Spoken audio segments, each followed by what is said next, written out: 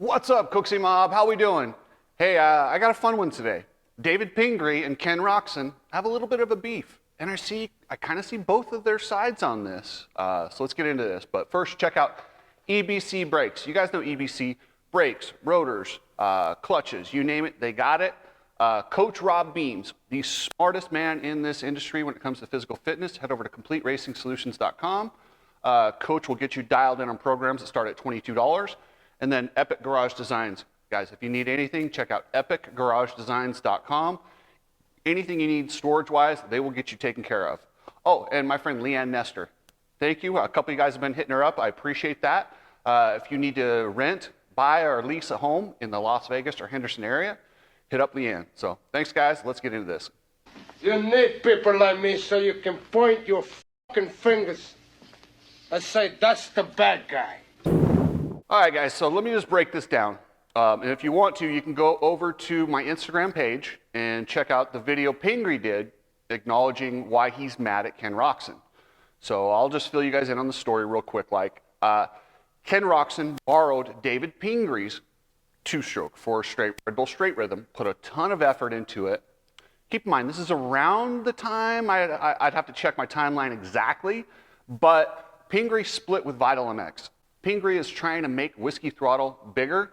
He does awesome interviews, guys. If you've checked out any of the Whiskey Throttle content that Pingree does, it's top notch. I mean, he's really good at what he does. And splitting with Vital, listen, I know how that goes. I did the same thing. But needless to say, at this time, he's really working on the media. He's putting a lot of effort into it. He's putting his own time, his own money, his own effort into getting somebody on his two-stroke at Red Bull Straight Rhythm. It just so happened they got Ken Roczen.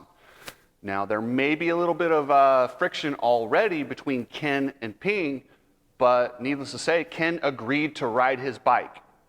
So by agreeing to ride his bike, you're kind of squashing some of whatever issues you had with Pingree. Like if I ride a bike of someone who is my enemy or somebody I don't like, say if Steve Mathis had a two-stroke and wanted me to ride it, I would, and I agreed to, I would at least be man enough, even though I personally think, you guys know how I feel about Steve, I don't want to kick that, but I'm just saying, I would personally go up to him and say, hey, thank you for letting me ride your bike no matter what, because that's the genuine, if you're going to borrow a guy's bike, least you can do is say thanks. That's it. No matter how you feel about them, it doesn't have to change any of that, but you do say thanks. So Ken's in the wrong there, and I did laugh when Pingree was talking about how Ken would not like or share any of the content.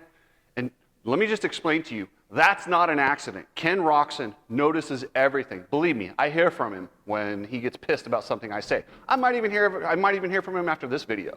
But he does it, he's very subtle, but that dude watches everything. I do think Pingree went a little bit over the top when he said he's a narcissistic asshole, which, yeah, I mean, you got to be careful with that word these days. Narcissist is it's one of these trigger words.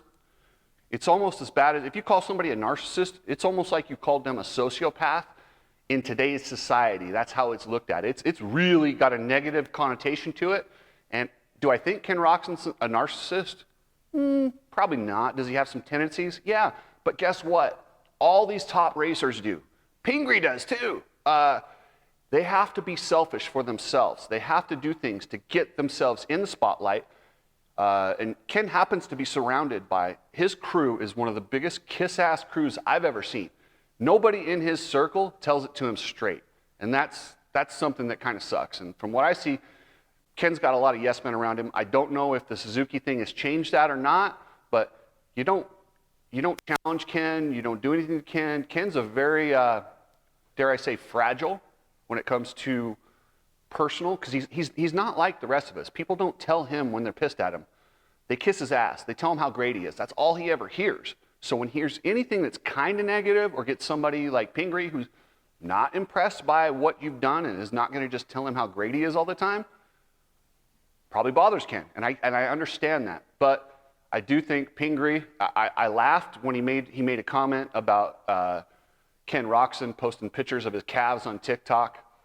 While it was funny, It was definitely a low blow, and I don't think he should have, like, come on, Ping. But it was funny. But that's Pingree. That's what he does. And then comparing his Supercross championships with Roczen's, while I giggled, it wasn't accurate. Truthfully, let's compare careers. Roczen's got world, outdoor, he's got Supercross wins. He's the winningest rider to never win a title. So that's why it's kind of like, dude, he's so good. He's made so much money. He just hasn't won a Supercross title. I agree.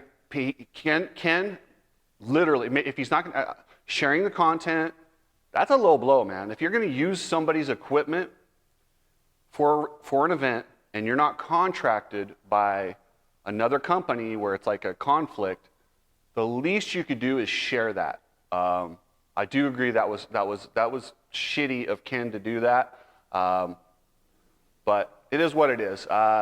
Needless to say, I still like Ken Roczen. I wouldn't call him a narcissist. I would call him very selfish and very sheltered in his little emotional bubble, because he keeps, like I said, he keeps people around him who feed the ego.